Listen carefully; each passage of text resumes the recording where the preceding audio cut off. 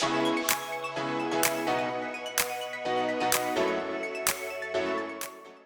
can brands ensure authenticity, in their collaboration with their preferred social influencers?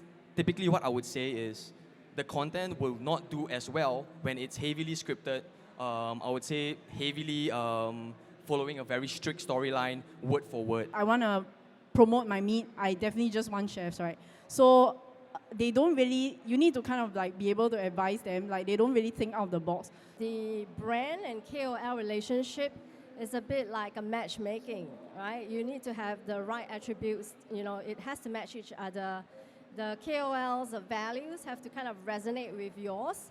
And then I totally agree on using micro and nano, because sometimes it's like you're helping them, you're enabling them. If you see the potential but they're not quite there yet, then why not spend a little bit, invest in them, enable them with the content, and they can be your most loyal ambassadors. And then when they really blow up on social, you blow up together with them as well.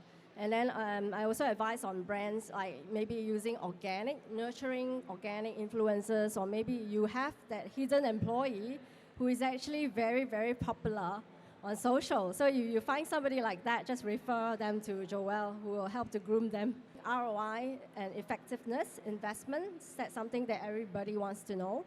So basically, how do you maximize your ROI if you're investing across different channels? And should we all just go on TikTok already?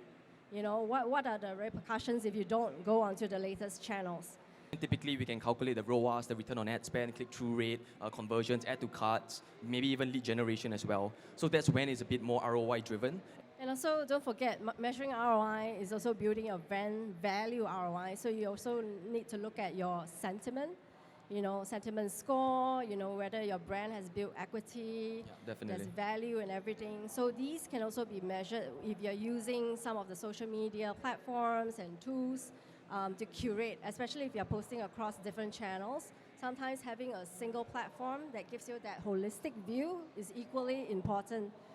More important than just looking at individual channel, because everything adds up. Let's not forget, let's say if you really want to go TikTok, the Gen Z and the Gen Alpha, then your language and content has to be tailored to them.